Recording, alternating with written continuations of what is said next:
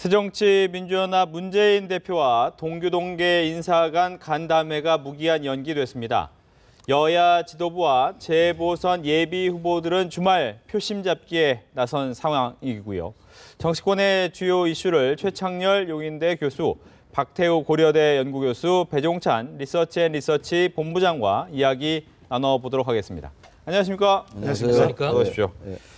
오늘 오전 예정됐던 문재인 대표와 동교동계 인사들 간의 만남이 갑자기 좀 취소가 됐습니다. 네.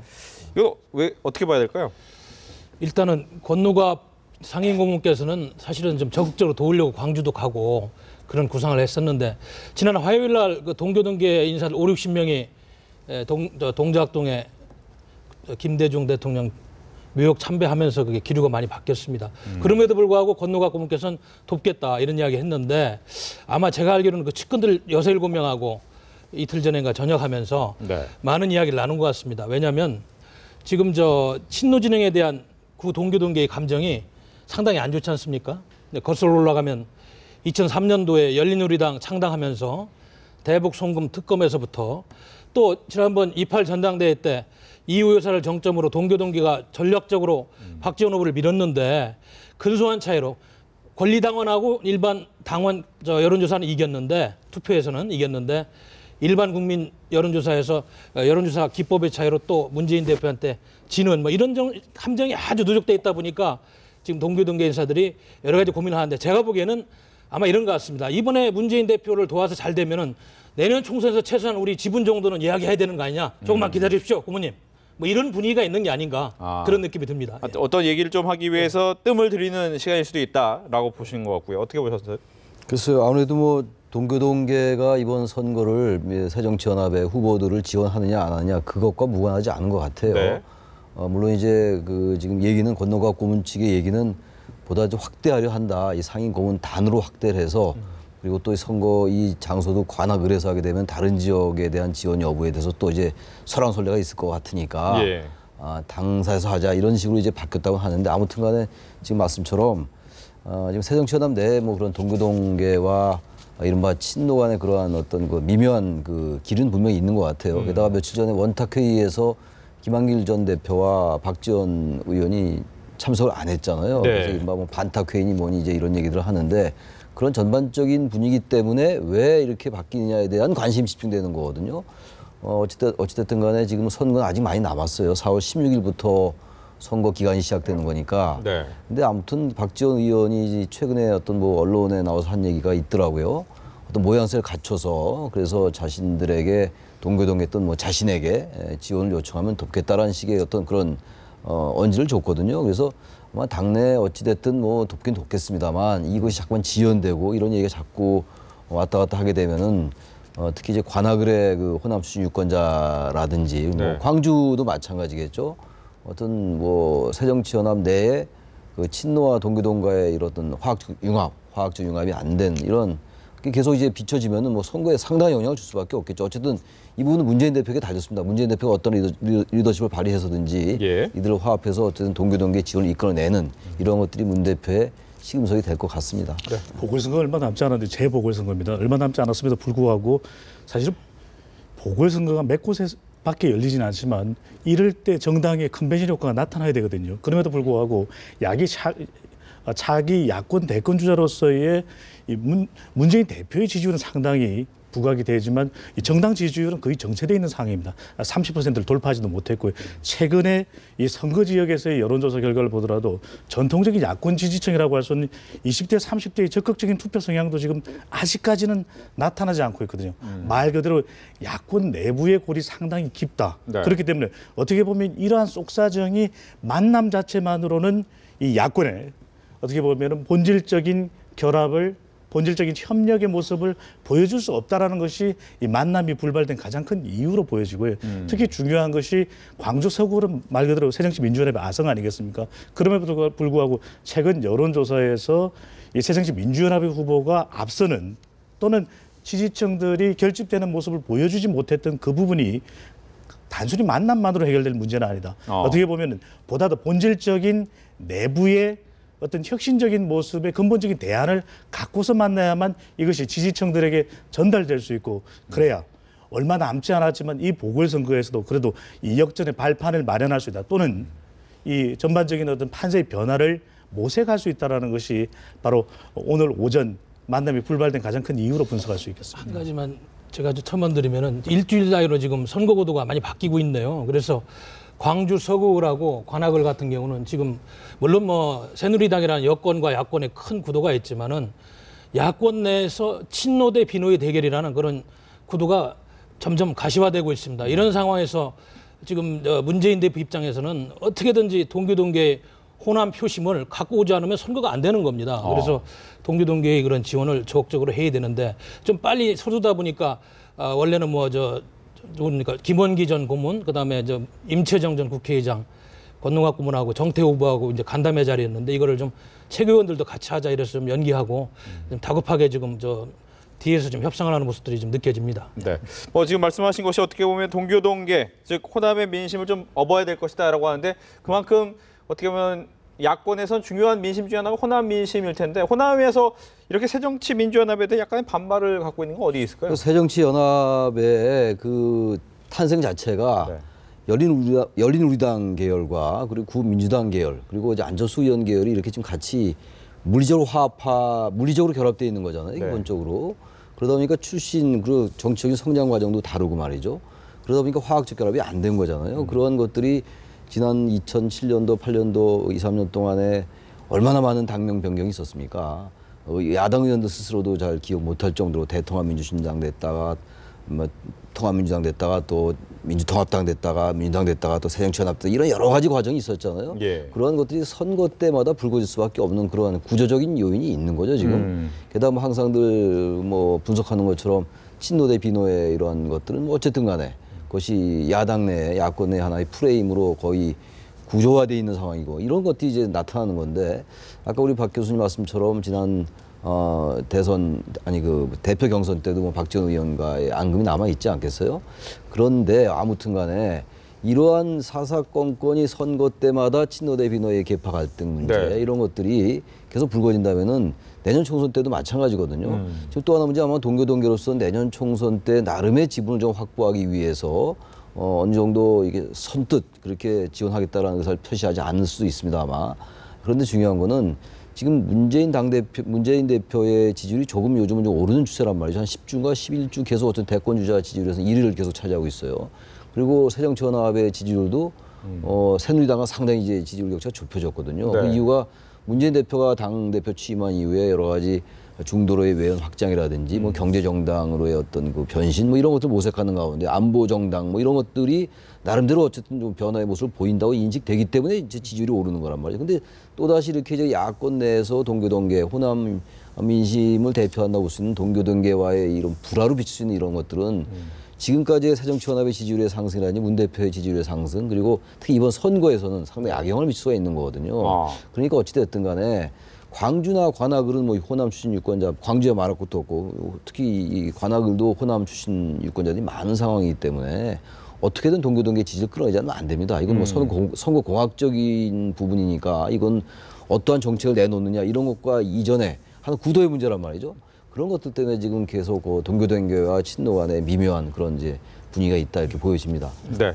그렇다면 4.29 재보궐선거가 끝나게 되면 이 골이 어떨지는 모르겠지만 야권 세력의 재편의 계기가 될 수 있는지 그 부분은 어떨까요? 상당히 영향을 받을 수가 있습니다. 왜냐하면 전반적으로는 새정치민주연합의 전국적인 지지율이 아직은 이 30%대를 돌파하지 못한 데다가 네. 이번 경우에도 사실은 가족이나 다름없었던 정동연 전 장관과 천정배 전 장관이 탈당하면서 새로운 대한정당이 필요하다는 주장이 어느 정도 설득력 있게 들리고 있지 않습니까?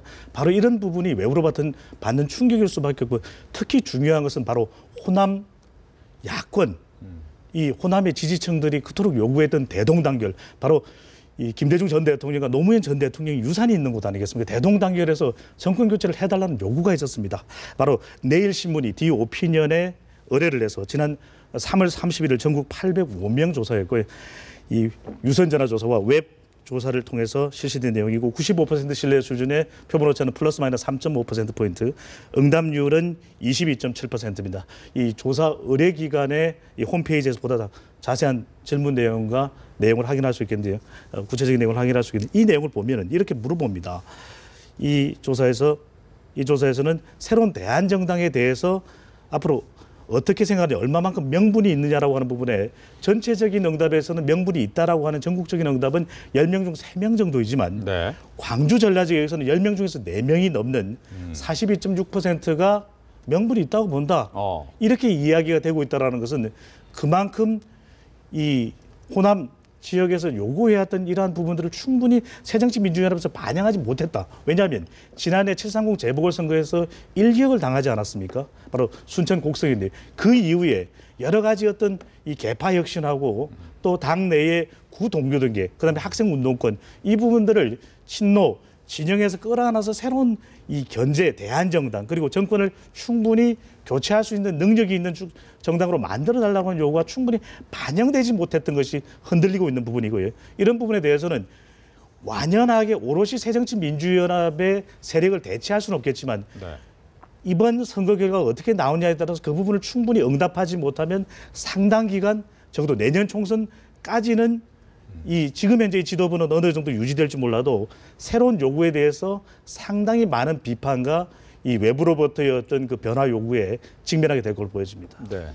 그렇습니다. 그 문재인 대표의 중도 외연 확장론이 일정 부분 성공한 건 사실이지만 당 내부를 돌아보면은 호남 민심은 아직 못 땡긴 것 같습니다. 왜냐하면 지금 광주 서구을에서 지금 나타난 여러 개 현상을 보더라도 미워도 다시 한번 새정치민주연합을 찍을 것이냐 아니면은 새로운 정치의 돌파구를 무소속 천정배를 통해서 만들 것이냐 이 민심 사이에서 방황하고 있는 그런 기표들이 보입니다. 지금 관악을에서만 조사한 그 여론조사를 보니까 지난 3월 31일 1일 날 중앙일보 여론조사죠. 전국 만 19세 이상 남녀 600명 RDD 조사 유선조사입니다. 이거 보니까 관악을 유권자만 조사한 거 보니까 새누리당은 41.6% 지지율, 그다음에 새정년은 25.2% 이렇게 아직도 당 지지율이 낮습니다. 이런 상황에서 제가 보기에는 이번에 문재인 대표가 확실하게 최소한 두 곳을 이기지 못한다면 야권 개표는 급물살을 타고 천정배를 축으로 혹은 정동영 후보가 관악에서 혹시 당선이 안 되더라도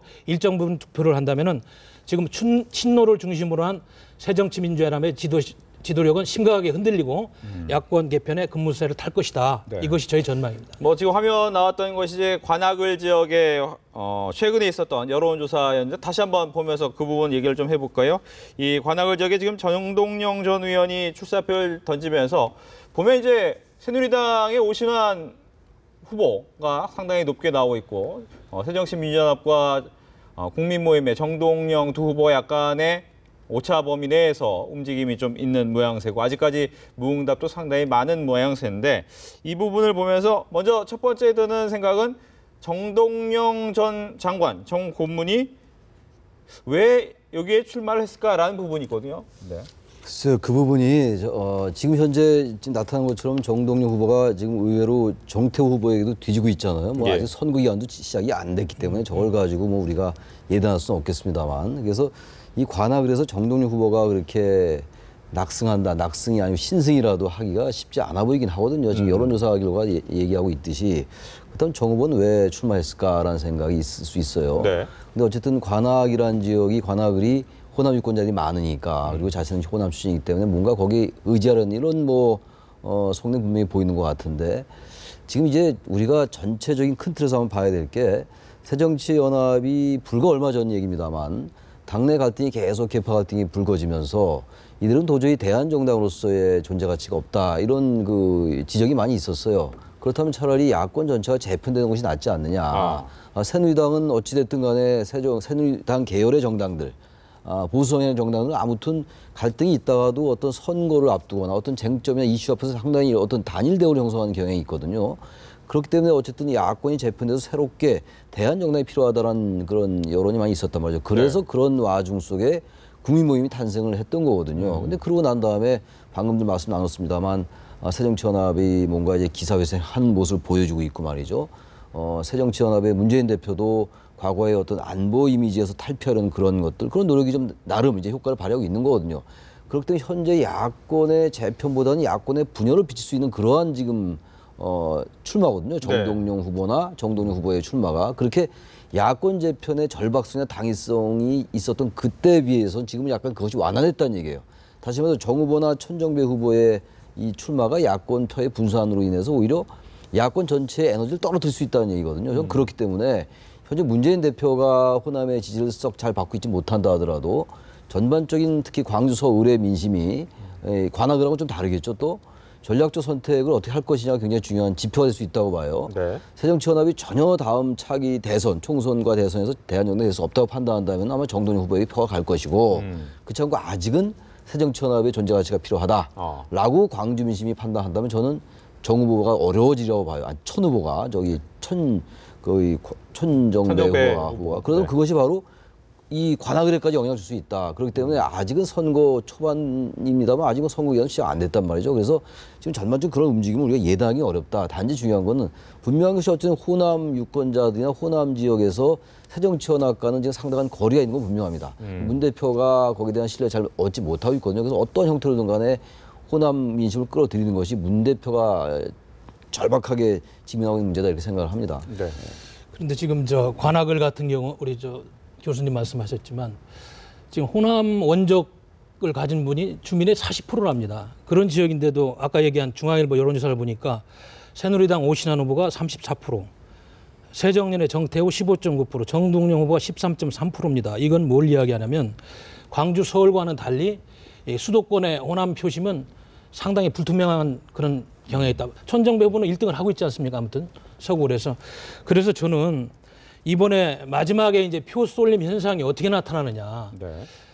그래서 지금 다시 한번 선거 구도를 이야기하면 일여 다야인데 일여는 여대로 가겠지만 다야 구도가 과연 마지막 어떤 담합과 어떤 정치적인 속임수라고 하면 좀 그렇습니다만 정치적인 내부의 그런 합의를 통해서 엮어지느냐. 여기가 가장 큰 왜냐하면 선거 구도가 80% 이상 선거 결과를 좌우하기 때문에 이것이 가장 큰 변수고요.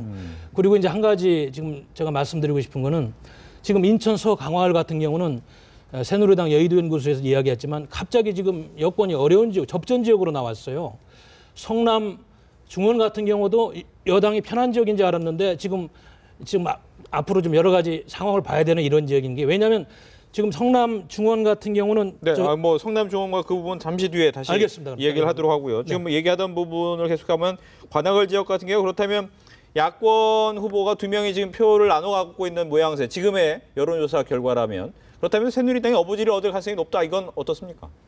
그만큼 3당 후보, 3자 후보죠. 3자 후보 야권 필패론이라는 주장이 설득력 있게 들렸던 이유가 바로 야권표가 분산되기 때문이거든요. 그러한 어떤 반사적 이익을 새누리당의 오 후보가 얻는 조사 결과를 우리가 지금 보고 있지 않습니까? 네. 그 이유는 뭐냐면 새정치민주연합, 우리가 야권표의 분산이라고 하지만 더 정확하게 말씀드리면 관악을 해서 일어나고 있는 현상은 바로 새정치민주연합 지지층의 표 분산이라는 겁니다. 또 하나 저희들이 여기에서 추가적으로 분석해 드릴 수 있는 부분은 앞서 화면에 소개드렸던 이 관악을의 여론조사 결과를 보면은 20대와 30대의 이 적극적인 투표 의향이 상대적으로 약하게 지금 현재 나타나고 있다는 것입니다. 그것은 뭐냐면 이 연령대가 가지고 있는 일반적인 특성일 수도 있지만 야야 간의 갈등으로 비춰질 경우에 어떻게 보면 야권 지지층들은 더 강력한 투표에 대한 동기부여를 느끼지 못할 수도 있다는 것이거든요. 그렇다면 정동영 이 국민모임 인재영입 위원장이 출마하는 가장 큰 이유는 이 여론 분석상으로 보면 그것은 미래 공간에 확보할 수 있습니다. 물론 당선되면 조금 더 빠르게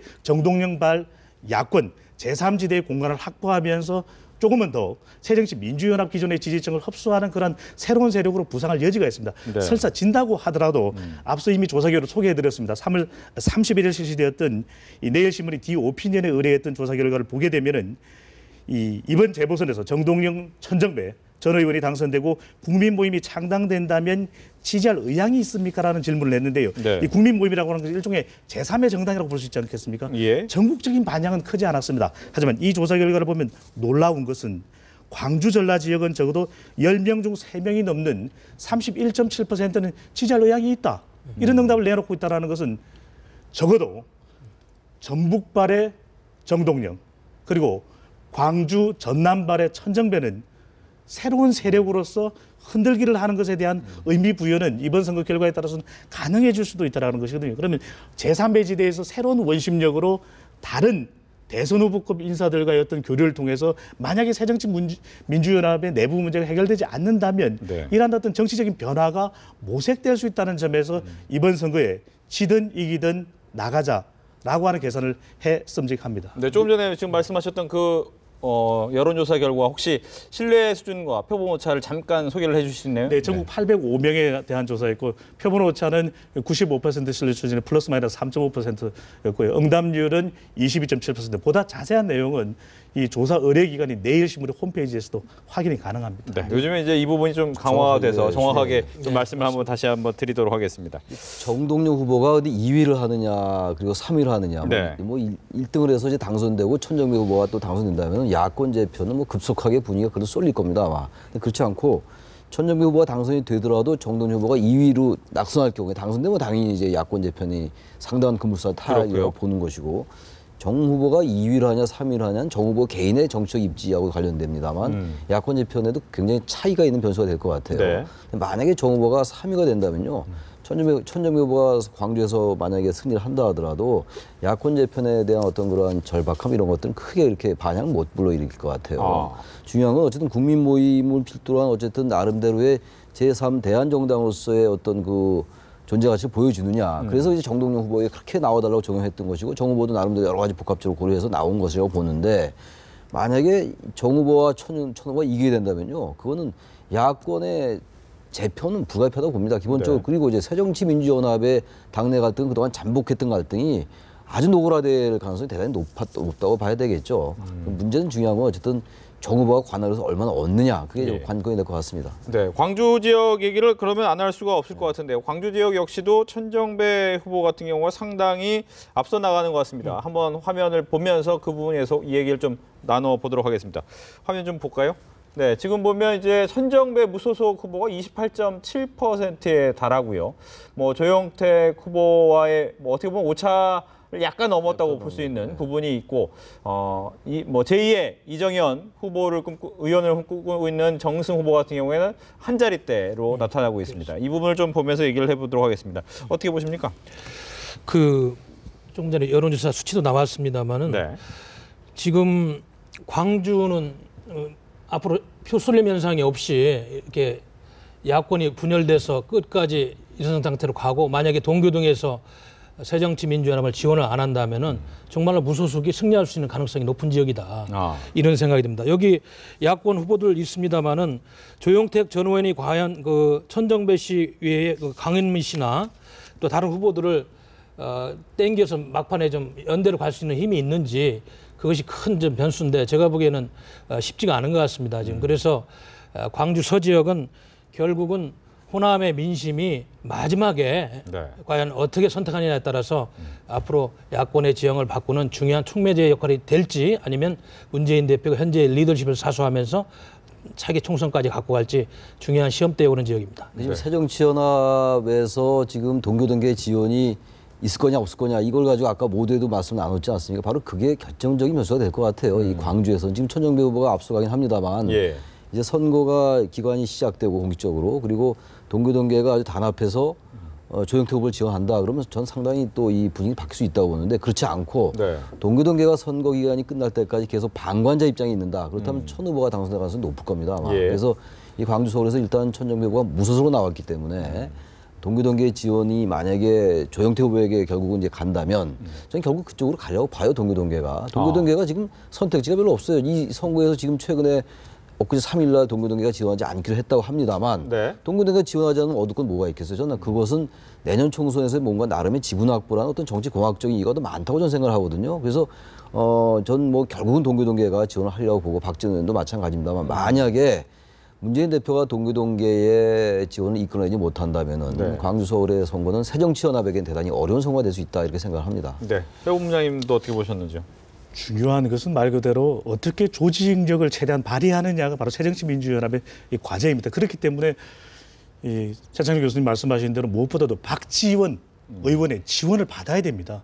그만큼 왜냐하면 이 현재에서 여론조사 결과를 보면 20대, 30대 전통적인 새정치 민주연합의 투표 적극성이 상당히 떨어져 있거든요. 네. 이 천정배 의원이 말 그대로 이야기하는 대한정당이 이 어느 정도 이 먹혀들고 있는 그런 어떤 초반 판세를 보여주고 있다는 것이고요. 무엇보다도 이 50대와 60대에서 오히려 새정치 민주연합의 조 후보가 천정배보다 지는 앞서 소개해드렸던 그 연령대별 지지도를 보여주고 있거든요. 그러면 40대, 50대, 60대면 당연히 조직력이 강한 새정치 민주연합의 조 후보가 더 앞서가야 되는데 그렇지 못하다라는 것은 그만큼 지금 현재 이 새정치 민주연합의 조직이 여기서 상당히 어떻게 보면 위태롭다라는 것이거든요. 네. 그런 점에서 지금 현재 동교동계 김대중 전 대통령의 유산이 있는 이곳에서의 이러한 어떤 그 새정치 민주연합의 내부 갈등 구조가 어떻게 보면 지지층들이 결집하지 못하는 모습을 보여주고 있다. 예. 그렇다면 이 선거구의 특징이 상당히 좀 독특합니다. 그렇다면 여기는 반드시 당 조직의 지원을 받아야 되는 만큼 무엇보다도 새정치 민주연합의 조영태 후보는 이 동교동계의 지원을 받을 수 있는 그런 노력을 당 지도부인 문재인 대표로부터 이끌어내야 되는 부분이 있고요. 또 하나 중요한 것은 앞서 소개해드렸던 대로 이 오차 범위 밖이 아닙니다. 오차 범위 내입니다. 네. 600명 조사이기 때문에요. 플러스 마이너스 4% 그렇군요. 포인트의 조사였기 때문에 그렇다면 천정배 의원도 초기에 어떤 돌풍을 일으켰던 어떤 판세의 모습에 비해서는 어떻게 보면 조직력이 떨어진다라는 이 위태로움도 있거든요. 그렇다면 무엇보다도 여기서 중요한 것이 김대중 전 대통령 유산이 강한 곳이기 때문에 선거법이 위반이 되는지 어떤지 적법성을 따져봐야 되겠습니다만은 어떤 후광 효과, 본인의 간판만으로 되지 않는 지지층을 묶을 수 있는 후광 효과인 김대중 전 대통령의 어떤 정치적 유산을 어떻게 활용하는 부분. 네. 또 하나는 상당히 효과적이긴 합니다만은 대한정당이라고 하는 것이 상당히 주요할 수 있는데 본인은 무소속이거든요. 과연 호롤단신인 이 천정배 의원이 과연 어떤 정치 세력화를 통해서 광주석을 유권자들의 요구를 들어줄 수 있느냐라고 하는 부분, 바로 이런 부분도 같이 전달돼야 공식 선거운동에 들어가서도 이러한 초반 판세의 강세를 유지할 수 있다는 점에서는 말 그대로 얼마만큼 이 부분을 유지해낼 수 있느냐. 네. 반면에 더욱 조직력이 가세될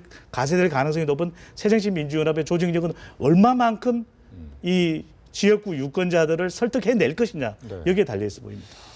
이제 광주 서울 이야기 충분히 했는데 제가 이제 요즘 또 네 곳 중에서 다른 두 곳을 보니까 지금 성남 중원 같은 경우는 어떻게 보면 이재명 시장이 무상복지 시리즈 들고 나오면서 서민들 표가 좀 공략이 되고 있고요. 또 그쪽이 이석기 전 의원의 그 경기 남부연합인가요? 그건 통진당의 본거지이기 때문에 이념 논쟁하고 이렇게 맞물리면서 상당히 재밌는 지역이 되고 있습니다. 그래서 그 지역에 지금 정환수 후보가 과연 막판에 그 김미 전 의원을 엮어낼 수가 있느냐. 여기에 지금 표심이 좀 갈릴 것 같고요. 그다음에 인천 광화 같은 경우는 지금 전형적으로 여권 지역이었지만 최근에 문재인 대표가 강화도 4.15론 문재인 대표 부인이 김정숙 여사께서 열심히 뛰는 바람에 김무성 대 문재인의 그 세대결 장역으로 바뀌면서 정말로 당담할 수 없는 그런 지역이 되어 있습니다. 그래서 이 두 곳도 우리가 관전 포인트로 한번 예리하게 좀 봐야 될 것 같습니다. 네. 이제 박근혜 대통령의 지지율 얘기를 해보겠습니다. 먼저 이 지지율 분석은 배종찬 본부장께서 40%대가 됐더라고요. 네, 한국갤럽의 조사 결과를 보면은 이 대통령 지지율이 40%로 네. 긍정평가를 나타냈는데요. 이 같은 조사 기간의 결과에서는 이 3개월 만에 40%를 회복을 했습니다. 하지만 여전히 부정평가하고 과반이 넘습니다. 이것 역시 3개월 이상 부정평가가 과반이 넘는 그런 수치를 보여주고 있거든요. 어떻게 보면 가시적인 성과가 나타나지 않는다라는 것이 보다 더 많은 긍정효과를 끌어내지 못하는 그런 이유로 보여지고요. 그런 것이 20대에서는 뭐 취업 안정, 30대에서는 보육 안정, 40대에서는 주거 안정 같은 그런 어떤 성과들이 나와야 될 것 같고요. 선거와 결부지어서 조금 설명을 드리면 대통령의 지지율이 50%가 넘을 때는 적어도 네. 이 집권 여당에 유리하다라고 이야기를 하고 30%보다 낮으면 오히려 야당에 유리하다고 하는, 물론 보궐선거에서 대통령의 지지율, 대통령의 영향이라는 것은 제한적이겠습니다만은 지금 현재 4%의 지지율은 특별하게 결정적인 대통령의 지지율이 선거의 변수, 영향 변수가 되기는 좀 어려워 보입니다. 네. 이번 선거 자체가 어떤 뭐 정권 심판론의 구도는 전혀 형성돼 있지 않거든요. 그리고 또 야당이 새정치연합이 지금 현재 이 선거의 프레임 자체를 박근혜 정부 심판론, 중간 평가 심판론, 중간 평가론 이렇게까지 가지 않기 때문에 우리 배 본부장 말씀처럼 이 박근혜 대통령의 지지율이 이번 선거 판세에 결정적 영향은 주지 못할 것 같아요. 네. 물론 이제 임시국회가 이제 7일부터 열리고 네 달까지 열리니까 거기에 이제 공무원 연금 개혁이라든지 안보 문제, 사드 배치 문제라든지 여러 가지가 많이 있어요. 그런 것들이 뭐 정책적으로 여야 간의 어떠한 그 지지층 간에 어떤 영향을 줄 수 있겠으나 그것도 전체적인 판세에 결정적 영향을 줄 것 같지는 않아요. 지금도 말씀하신 것처럼 전반적인 선거 구도의 문제라든지 호남 유권자의 어떤 표심의 향배 뭐 이런 것들이 영향을 줄 것 같기 때문에 결론적으로 대통령의 지지율 자체가 선거에 주는 영향은 미미할 거라는 생각은 좀 듭니다. 네. 그래서 이제 대통령 지지율 자체가 뭐 40% 됐다는 거는 조금 의미가 있습니다. 큰 폭은 아니지만 그래도 2, 3% 오른 것 같으니까. 왜냐하면 이게 제가 보기에는 이제 지난번에 싱가포르 이관유 전 수상 조문 외교 또 지금 이병기 비서실장 이완구 총리 체제 이후에 당 정청이 어느 정도 안정적으로 소통이 좀 되고 국정이 좀 원활하게 돌아가고 있다.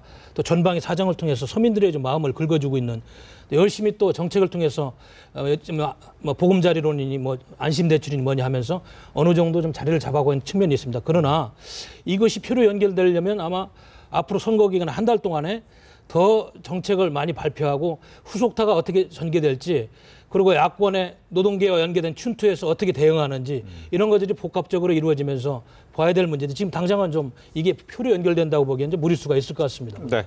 뭐 시간이 거의 다 됐기 때문에 뭐 같은 내용으로 한 가지 질문을 드린다면 뭐 한 달이나 지금 시간은 남아 있습니다. 아직 공식 선거 운동이 시작도 되지는 않았지만 네 곳 중에 과연 성적은 어떻게 될 것인가에 대한 예측을 좀 듣는 시간을 갖도록 하겠습니다. 먼저 교수님께서 글쎄요, 얘기하시죠. 지금 뭐 예단하기 어려워요. 지금 아까 말씀처럼 성남 지역도 새누리당이 좀 앞서가는 것 같다가 네. 지금 꼭 그렇지도 않더라는 것이고 특히 서구 강화을 같은 경우 인천 강화 그쪽의 경우가 지금 뭐 야당이 오히려 좀 앞서가는 거 아니냐 뭐 이런 전망도 오히려 여당이 내놓고 있단 말이죠. 네. 또 광주 서울과 이쪽의 관악은 뭐 야당이 원래 강세였습니다만 지금 전혀 그렇게 장담할 수 없고 그래서 현재 여당과 야당 모두 2대2 정도 저는 네. 이렇게 보는데 그 지역은 어떻게 되냐 또 시간이 좀 별로 없잖아요. 그거 말씀드릴 시간이 별로 없을 것 같습니다. 알겠습니다. 2대2를 여야로 네. 나눠보셨습니다.